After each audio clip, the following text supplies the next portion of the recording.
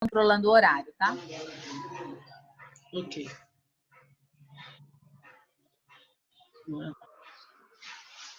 Então tá, gente, vamos iniciar a leitura do livro, né? Opa, Mais Esperto que o Diabo. Que você também pode fazer sua leitura aí. A Larissa vai controlar aqui o tempo, porque logo após a leitura, nós vamos estar discutindo sobre a leitura. Pelo homem, aqui pelo homem que quebrou o código do diabo e o forçou a confessar. O mais corajoso e inspirador de todos os livros de autoconhecimento, escrito pelo filósofo do nosso sucesso, número 1 da América, que, após 30 anos de pesquisas, achou o diabo e arrancou dele uma confissão fantástica, revelando onde ele mora, por que existe, como ele ganha o controle da mente das pessoas e o principal, como qualquer um pode vencê-lo.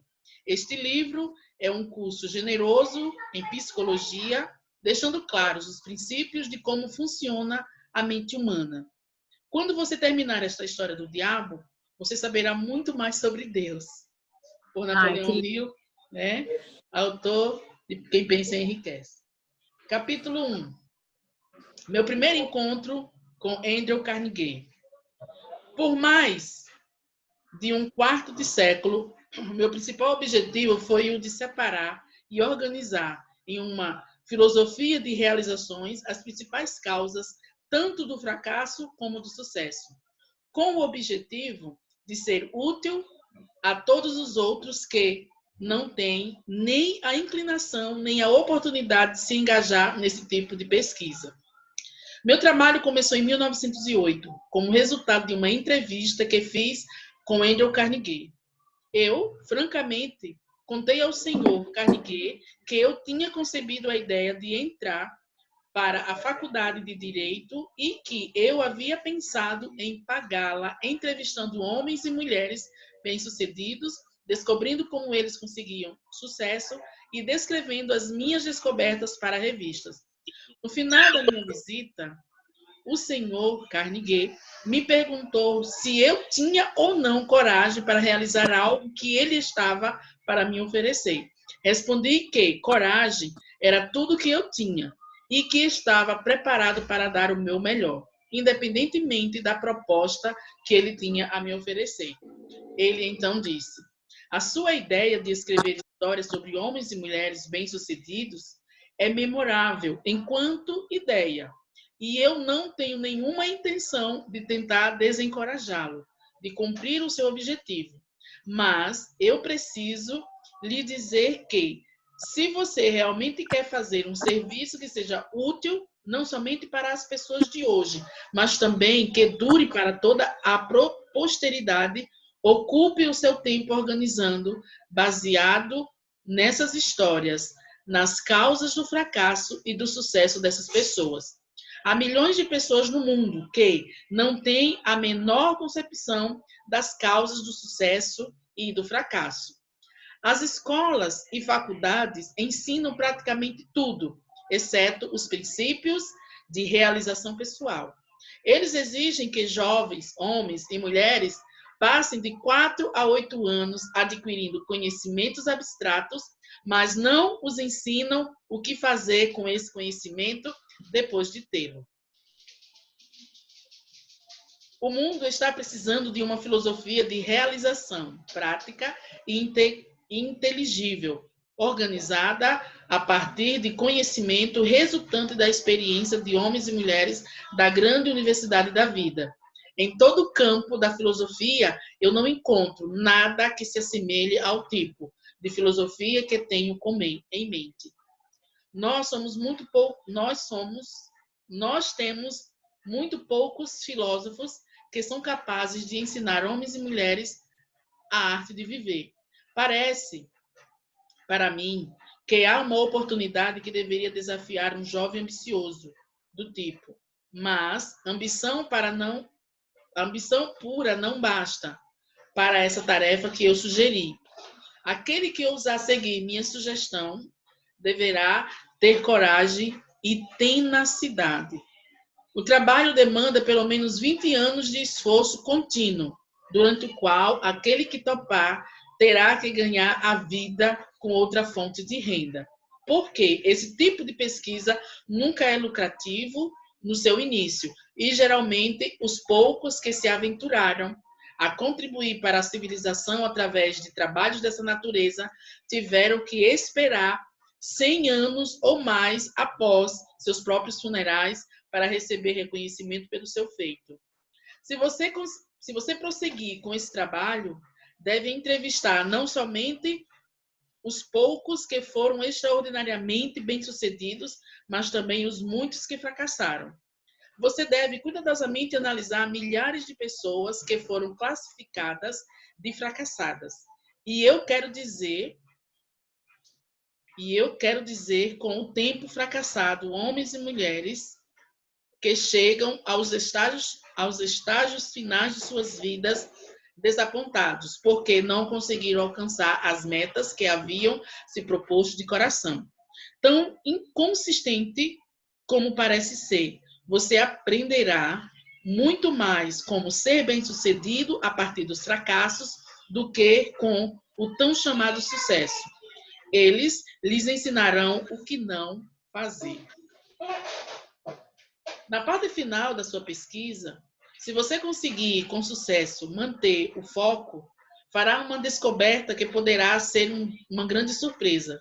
Descobrirá que a causa para o sucesso não é algo separado e longe do homem, mas que é uma força tão intangível na natureza que a maioria dos homens nunca a reconhece. Uma força que pode muito bem ser chamada de outro eu. O mais interessante é o fato de que este outro eu raramente exerce sua influência ou se faz conhecer, exceto em momentos de emergência, quando os homens são forçados, por meio das adversidades e das derrotas temporárias, a mudar seus hábitos e pensar estratégias para sair das dificuldades. Minha experiência me ensinou que um homem nunca está tão perto do sucesso como quando que ele chama de fracasso. Toma conta de sua vida, porque nessas ocasiões ele é forçado a pensar.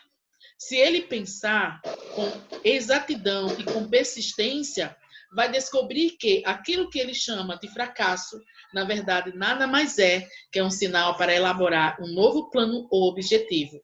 A maior parte dos fracassos reais se deve a limitações que os homens impõem a si mesmos, em suas próprias mentes. Se eles tivessem a coragem de ir mais um passo à frente, eles descobririam os seus próprios erros. Continua ou está no horário, Larissa? Faltam 5 minutinhos, né? Dá para continuar. Para continuar. Começando uma vida nova. O discurso do Sr. Carnegie me reformulou a minha vida por completo e plantou em minha mente um desejo ardente que me orientou sem cessar. Isso aconteceu mesmo eu não tendo a mais vaga ideia do que significava o termo o outro eu. Durante o meu trabalho de pesquisas nas causas de fracassos e sucesso, tive o privilégio de analisar mais de 25 mil homens e mulheres que eram rotulados de derrotados e mais de 500 que eram classificados de bem-sucedidos. Muitos anos atrás, tive meu primeiro contato com aquele outro eu que o Sr. Carnegie havia mencionado. A descoberta veio como ele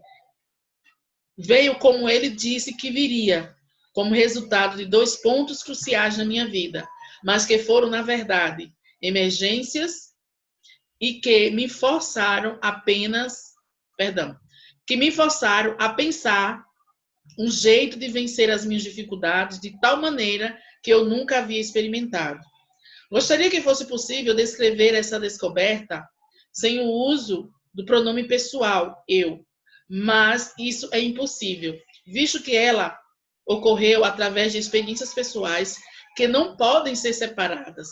Para dar uma visão completa da descoberta, terei que voltar ao meu primeiro desses 2 pontos marcantes da minha vida e mostrar passo a passo essa descoberta.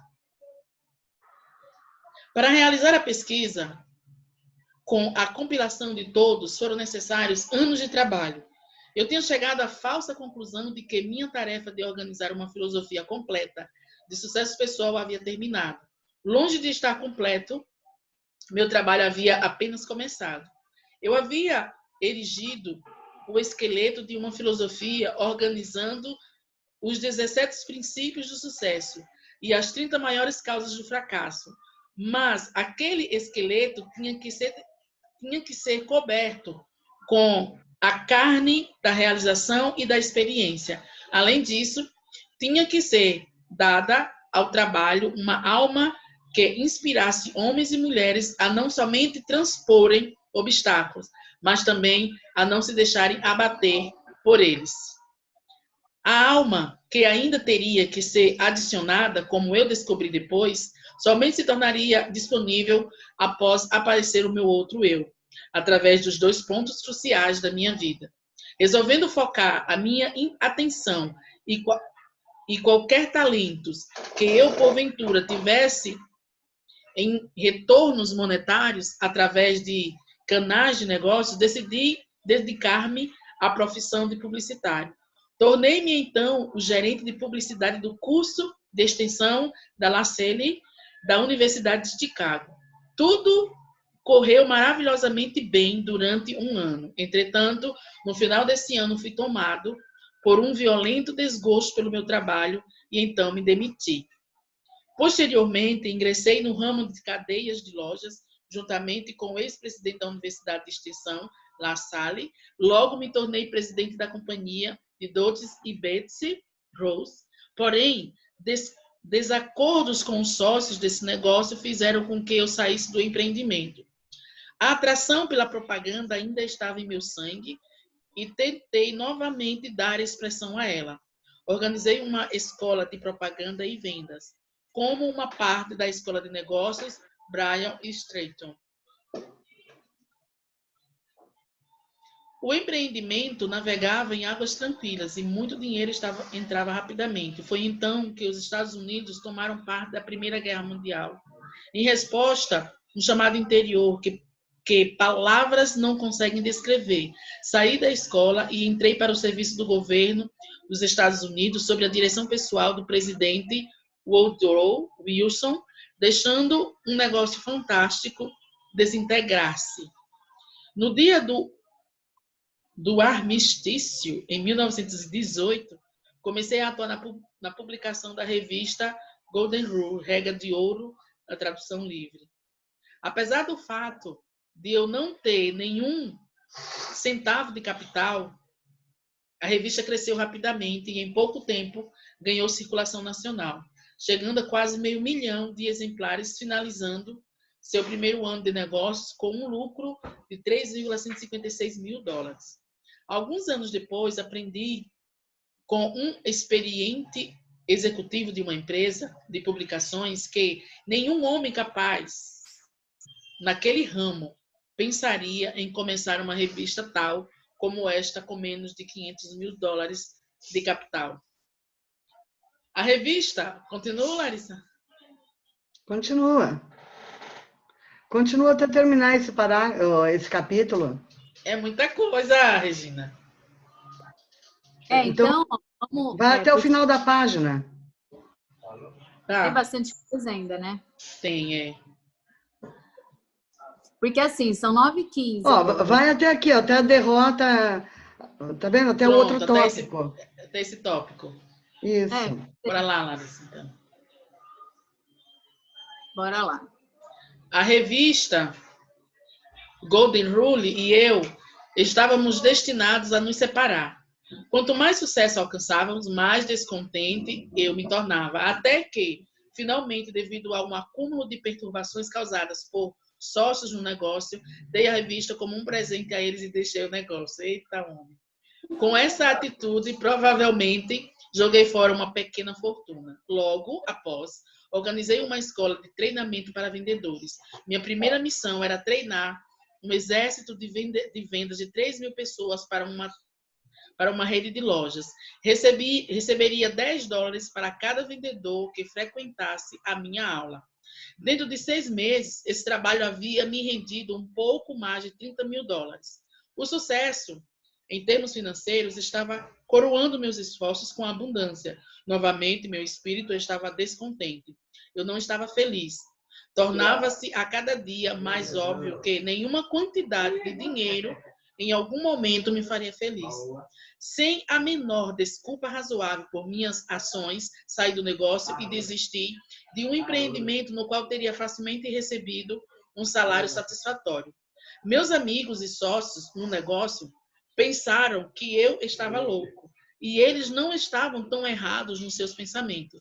No fundo, eu estava inclinado a concordar com eles, mas parecia que não havia nada que eu pudesse fazer para mudar de ideia.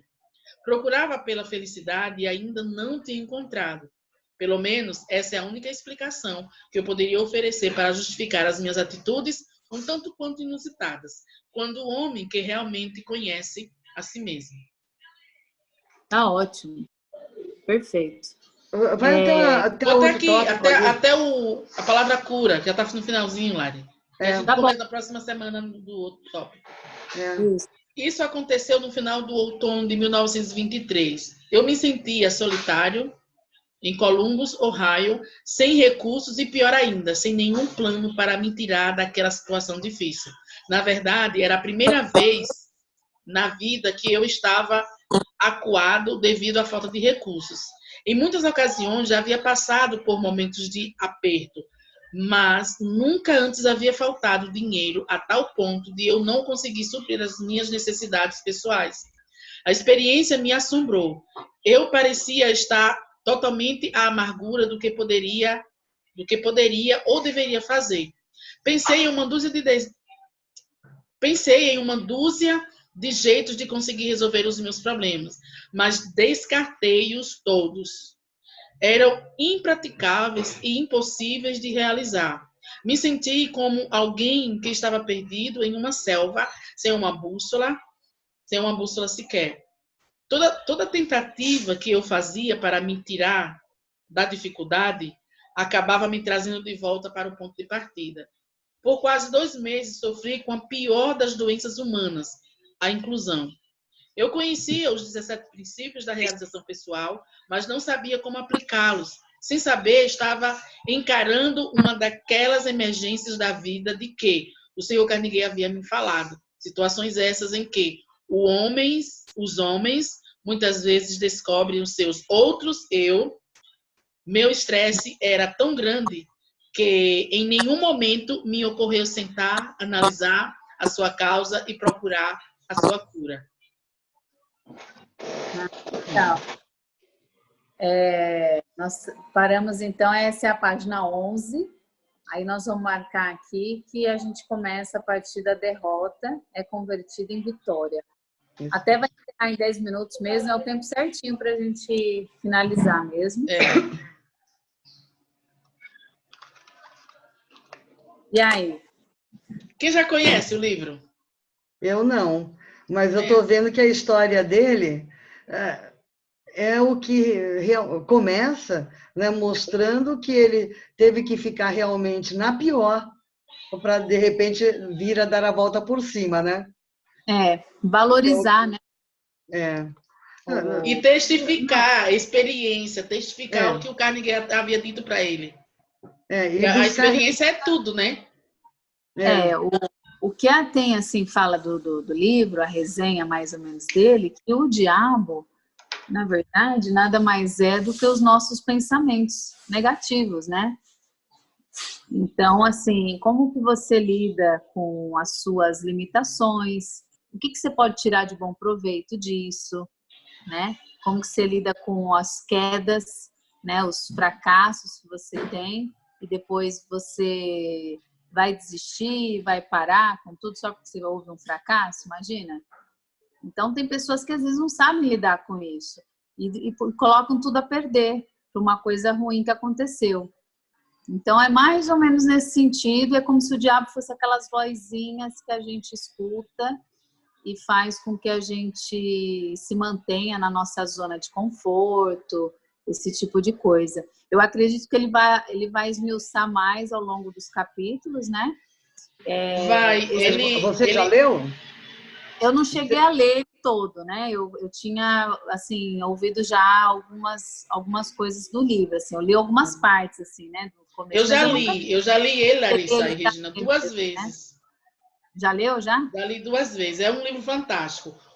Assim, por isso que eu perguntei se você já tinha lido, porque ele vai contar toda a história dele, ele passa a morar de favor em uma casinha, um calebrezinho bem curtinho, para que ele viesse ter experiência, para que ele descobrisse qual é esse outro eu. Sabe o que é esse outro eu dele? É viver pela fé. É o eu verdadeiro. Por isso que lá no livro Quem Pensa Enriquece, a fé vem em segundo lugar. O desejo ardente é o primeiro, né? O segundo é a fé. É fantástico. Ele começa aqui a leitura, a gente vai entender também o porquê do Quem Pensa Enriquece. Porque aí ele vai passar por todas essas experiências que ele está contando aqui, agora que ele vai começar a entender quando o Carnegie falou que ele ia viver, ele ia descobrir o outro eu. Muitos não viveram porque não descobriram o outro eu. E ele vem descobrir o outro eu. Do nada, assim, ele começa, né?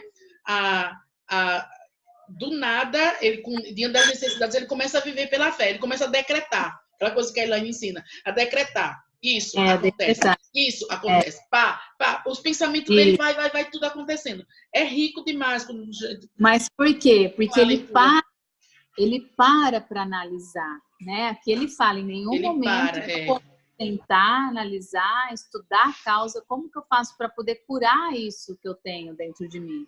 Então, são coisas que acho que a maioria das pessoas que a gente sabe, elas não sabem nem por que elas existem. Nunca se questionaram na vida. Então, aí chega e vai viver na vida como a gente chama assim, tem a síndrome da Gabriela, sabe? Eu nasci assim, eu vivi assim, eu morri, eu penso assim, eu sou assim, a síndrome da Gabriela. Então, são pessoas que elas não se desenvolvem por pura ignorância mesmo. Ignorância no sentido de não buscar realmente o sentido mesmo, sabe? Da vida, procurar entender por que ela age desse jeito, trabalhar, ser uma pessoa melhor. Mas é nesse sentido, né, Nailza, que eu estou falando do diabo, né? Seriam essas nossas vozes mesmo. Olha, você já conhece um pouco da minha história, né, Larissa? Mas sim. A Nailza não. Então, na verdade, eu vivi a minha vida toda como um zumbi, né? Eu vim a começar a abrir a minha mente com o Marcos Trombetta e conhecer o funcionamento da mente através do curso dele lá, Mudança de Paradigmas. E os cursos do Marcos Trombetta caíram assim para mim de graça, como uma luva, porque eu não comprei os cursos dele, eu comprei o curso de marketing digital do Roberto Santos. E aí a gente recebeu, né? Não sei se você estava, Anaísa, acho que não, você não estava nessa turma. Né? Qual? Foi a primeira turma do Roberto Santos. Da mentoria, da mentoria, sim, eu estava. Na primeira turma? Da mentoria estava. Então foi, eu entrei... E a gente recebeu todos os bônus, né, dos cursos dele. Exatamente. Aí tem quebra de mudança de paradigma, aí tem esse sucesso. Tem aquele sentimento segredo. Tem o sentimento segredo. Não, o sentimento segredo... Tem também. Tem também. Eu fiz o sentimento segredo porque eu comprei logo quando ele fez. Não, então, eu tomei conhecimento... Eu tomei conhecimento desses cursos exatamente por esta situação, de ter recebido como bônus, e foi a partir daí que eu comecei a entender o funcionamento da mente e começar a querer me conhecer. E até eu fiquei tão empolgada, né, com essa descoberta, que foi aí que eu realmente comecei a acreditar em Deus de verdade, porque eu acreditava em Deus, mas... E ele não acredita, né? Oi? E ele bota Deus de uma forma que as pessoas duvidam que ele acredita em Deus. Mas então, mesmo da maneira como ele colocou, e como eu entendi o funcionamento da mente, eu enxerguei Deus de verdade. E comecei a sentir Deus de verdade. E realmente passei a valorizar Jesus, que era uma pessoa que eu via mais como um mártir, né? Como tipo um Tiradentes, uma pessoa que foi muito maltratada, muito judiada, muito injustiçada e com uma história muito triste, né? Mas eu não via assim ligação entre Jesus, Deus, Espírito Santo, embora tenha estudado em colégio de freiras. Então, ó, foi de final de 2016 para cá que eu vim abrindo a minha mente para esses conhecimentos.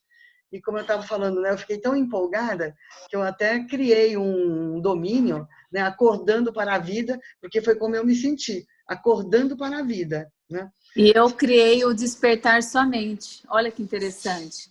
Eu criei o Despertar Sua Mente, que é um que eu tenho também até hoje, que eu compartilho assim coisas que eu aprendo, coisas que eu acho que as pessoas que fica, ele veio ao encontro até da minha missão também, sabe? A missão de poder ajudar as pessoas a se despertarem mesmo, né? Despertar o que ela tem melhor dentro delas. Então, assim, veio ao encontro desse treinamento. Olha que legal. Eu registrei também. Então, eu não só registrei, mas eu criei uma fanpage, aproveitando, inclusive, os ensinamentos lá da mentoria, porque eu também não sabia nada de Facebook, né? Ainda sou ruim em Facebook, Instagram pior ainda. Né? Mas, enfim, de lá para cá é que eu venho, né, aprendendo as coisas.